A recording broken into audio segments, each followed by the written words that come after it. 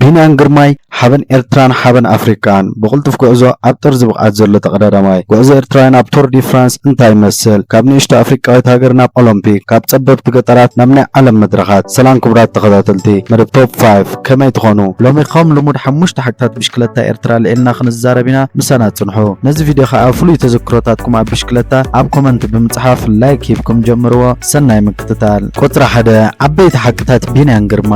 ግርማይ ኣብ ታሪክ ቅድድም ብሽክለታ ኤርትራ ብዓብዩ ኣብ ታሪክ ቅድድም ብሽክለታ ኣፍሪቃ ብዙሓት ቅድሚ ሕጂ ተበፂሖም ዘይፈልጡ ዓወታት ብሽሙ ከመዝግብ ዝኽኣለ ወዲ 23 ዓመት ድንቂ ተቐዳዳማይ ብሽክለታ እዩ ገለ ካብ ዓበይቲ ዓወታት ቢንያም ግርማይ ከዓ ኣብ ግራንድ ቱር ጂሮ ዲ ኢታሊ ንመጀመርታ ግዜ ናይ መድረኽ ዓወት ዘመዝገበ ኣፍሪቃዊ ተቐዳዳማይ ኣብ 2022 እውን ኣብ ክላሲክ ውድድር ገንተን ወቨልገን ቀዳማይ ብምውፃእ ናይ መጀመርያ ተዓዋቲ ዝኾነ ኣፍሪቃዊ ተቐዳዳማይ ከምኡውን ብኣዳለውቲ ላትሮፒካላ አሚሳቦንግ ንተኸታተልቲ 3 ዓመታት ዝበለፀ ተቐዳዳማይ ኣፍሪቃ ዝተሰመየ እንኳ ኣፍሪቃዊ ተቐዳዳማይ እዩ እዝን ካልእ ክብርታት ምስ ባሪኻ ቢንያም ግርማይ ናብቲ ካብ 1 ክሳብ 23 ሓምለ ንመበል 110 ዓመቱ ዝካየድ ቱር ዲ ፍራንስ 2023 ንጋንቱ ቤልጅማዊ ክለብ ኢንተርማርች መሪሑ ንመጀመርቱ ኣብቲ ውድድር ክሳተፍ ቢንያም ኣብዚ እዋን ኣብ ዓለም ካብ ዘለዉ ቮላቲስታታት ምስቶም ኣዝዮም ተፈራሕቲ ቮላቲስታታት እዩ ተሰሪዑ ዘሎ ኣብዚ ቀዳም ዝጅምር ቱር ዲ ፍራንስ ከዓ ካብተን 21 መድረኻት ሳልሰይቲ ራብዐይቲ ሻውዓይቲ ሻምነይቲ ዓስረይቲ መበል 11 12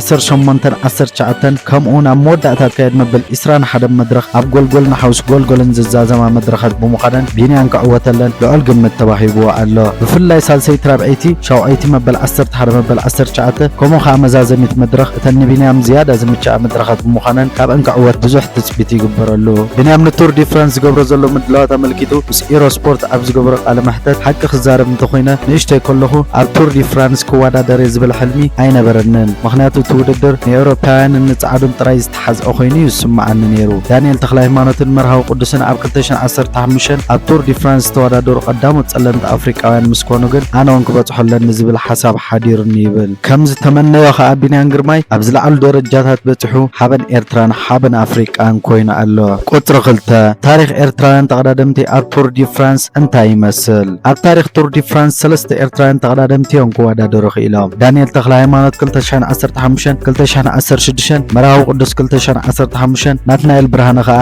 ኣብ 2016 ከምኡውን 2019 እዩ ነይሩ ዳንኤል ተክለ ሃይማኖት ኣብዚ ቱር ኣብ ክልተ መድረኻት ሻውዓይ ኮይኑ ዝኣተወ ውፅኢት እቲ ዝበለፀ ጸለምቲ ኣፍሪቃውያን ተቐዳደምቲ ቱር ዲ ፍራንስ ዘመዝግብዎ ውፅኢት እዩ ነይሩ በዚ ከዓ ዳንኤል ኣብ ታሪክ እቲ ውድድር ናይ ክብሪ ማልያ ክለብስ ዝኽኣለ ኣፍሪቃዊ ተቐዳዳማይ ኮይኑ እዩ ዳንኤል ኣብ 2015 ማልያ ኣንበሳ ዓቐብ ተኸዲኑ ኣብ መጀመርታ 3 መድረኻት ክፃወት ዝኽኣለ ኣፍሪቃዊ ተቐዳዳማይ እውን እዩ መርሃዊ ቅዱስ እውን ኣብ 2015 ምስ ዳንኤል ተክለ ሃይማኖት ብምዃን እቲ ንመጀመርታ ግዜ ኣብ ቱር ዲ ፍራንስ ተቐዳደመ ኣፍሪቃዊ ተቐዳዳማይ ክኸውን ክኢሉ እዩ ክልተ ግዜ ቻምፒዮን ኤርትራ ዝኾነ መርሃዊ ቅዱስ እቲ ዝበዝሐ 9 ግዜ ኣብ ግራንድ ቱራት ዝተወዳደረ ኤርትራዊ ተቐዳዳማይ እውን እዩ ማለት ኣብ ዙር ፈረንሳ ሓንሳብ ኣብ ጂሮ ዲ ኢታሊ 2 ግዜ ኣብ ቮልታ እስፓኛ ከዓ 6 ግዜ ኣብ 2016 ምስ ዳይሜንሽን ዳታ ከምኡ ከዓ ኣብ 2019 ምስ ጋንታ ኮንፊደንስ ኮይኑ ኣብ ቱር ዲ ፍራንስ ተወዳደረ ናትናኤል ብርሃነ እውን ኣብዚ ውድድር ናቱ ታሪክ ዝሰነደ ኤርትራዊ ተቐዳዳማይ እዩ ናትናኤል ኣብ 2019 ኣብ ቱር ዲ ፍራንስ ኣብ ሓደ መድረኽ ብዘርኣዮ ድንቂ ብቕዓት ናይቲ መድረኽ ዝበለፀ ምፍኽኻር ዘርኣየ ተቐዳዳማይ ተባሂሉ ክሽለም ክኢሉ ነይሩ እዩ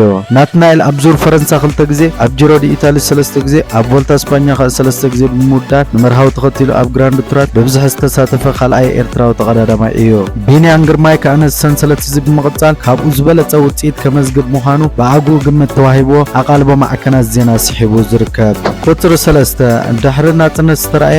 ዓብይ ዝበለ ፍጻመታት ብሽክለታ ኤርትራ ከመይ ይመስል ድሕሪ ናጽነት ብፍላይ ከዓ ኣብቲ ዙር ኤርትራ ዝጀመረሉ ክሳብ 15 ጋንታታት ናይ ውሽጢ ዓዲ ኣብ ዙር ኤርትራ ይሳተፋ ምንባረን ይዝከር ኣብቲ ግዜ እቲ ከዓ መን ካብ መን ይበልፅን ምፍላዮም ዘፀጉሙ ኣዝዮም ሓያላት ተቐዳደምቲ ምንባሮም ይዝከር ድሕሪ ኩናት ኢትዮ ኤርትራ ግን ኩሉ ሰብ ስለ ዝኸተተ እቲ ኸርሶ ምድኻን ከም ዝተረኣዮ ዘይሕባእ ሓቂ እዩ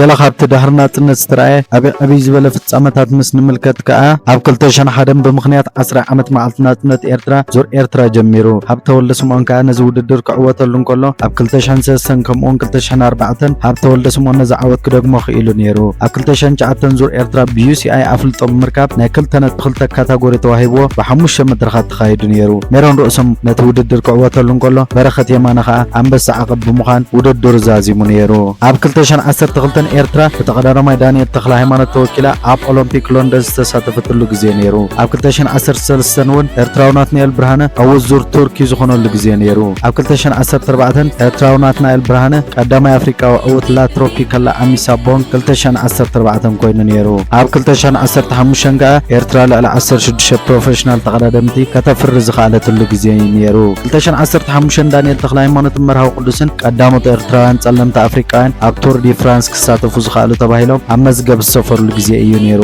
ኣብ 2015 ከዓ ዳንኤል ተክለ ሃይማኖት ኣብ ቱር ዲ ፍራንስ ናይ ዓቐብ ነጥቢ ብምምዝጋብ ቀዳማይ ኤርትራውን ጸሊም ኣፍሪካውን ናይ ዓቐብ ናይ መድረኽ ዕውት ክኸውን በቂዑ ነይሩ። ቁጽሪ 5 ድሕሪ ናጽነት ቀዳማይ ፕሮፌሽናል ተጻዋታይን ኦሎምፒካውን ኤርትራዊ መን እዩ? ብፒስ ቦት ትፍለጥ ናብ ኤርትራ ዑደት ትገብር ዝነበረት ጉጅለ በጻሕቲ ኣብ ኤርትራ ብዝግበር ዝነበረ ውድድር ብሽክለታ ብምምሳት ኣብ 1996 ዮናስ ዘካርያስን በረኸት ዘርአን ውድድር ተመሪጾም ብፒስ ቦት ተመዊሎም ኣብ ጃፓን ስልጠና ድሕሪ ምውሳድ ናብ ኦሎምፒክ ኣትላንታ ኣምሪሖም ነይሮም። ኣብቲ እዋን ግን ኤርትራ ኣባል ዓለም ለኻዊ ውድድር ኦሎምፒክ ስለ ዘይነበረት ኣባል ዓለም ለኻዊ ውድድር ኦሎምፒክ ንምዃን ብውሕዱ ኣብ 5 ኣህጉራዊ ፌደሬሽናት ክትከውን ስለ ዝነበራን እዚ ከዓ ስለ ዘየመላእቶን ካብ ውድድር ክበኽሩ ክኢሎም። በዚ ምክንያት ከዓ ድሕሪ ናጽነት ቀዳሞት ተሳተፍቲ ኦሎምፒክ ናይ ምዃን ዕድሎም ተቆፂዩ። ደረጃ ፕሮፌሽናል ተቀዳዳማይ ከዓ ዳዊት መሓሪ ኢራብ ኣብ 1999 ኣምጪዎ ዝነበረ ብቕዓት ፕሮፌሽናል ተጻዋታይ ናይ ምዃን ዕድል ረኺቡ ነይሩ። ፌደሬሽን ቅድድም ብሽክለታ ግን ከሳልጠሉ ኣይከኣለን። ኣብ 2004 እውን ሃብተ ወልደ ስምዖንን ኤፍሬም ተወልደ ዓዲ ገንበሎን ምስ ጋንታ ማርኮ ፖሎ ናይ ምስታፍ ፈተነ ገይሮም ነይሮም። እታ ጋንታ ግን ናብ ደረጃ ፕሮፌሽናል ኣይበጻሕትን ነይራ። ኣብቲ ግዜ እውን ክሰልጦም ኣይከኣለን። ድሕሪ ቁሩብ ግዜ ግን ቀዳማይ ፕሮፌሽናል ተቀዳዳማይ ኤርትራ ድሕሪ ናጽነት ዳንኤል ተክለ ሃይማኖት ኣብ 2012 ናብ ክለብ ግሪን ኤጅ ብምሕዋስ ፕሮፌሽናል ተቀዳዳማይ ኤርትራ ኮይኑ። ክቡራት ተኸታተልቲ ነዚ ቪድዮ ዝፈትኹሞ ላይክ ብምግባር ኣተባብዑና፣ ሰብስክራይብ ብምግባር ከዓ ሰሙናዊ ዝዝርግሑ ዝተፈላለዩ ቶፕ 5 ኣርእስታት ተኸታተሉ። እንዳተዘናጋዕኩም ፍልጠት ወስኹ። ከነቕርቦም ትደልዮም ኣርእስታት ከዓ ኣብ ኮመንት ጻሓፉልና። ወደሓንኩም ሰናይ ቅነ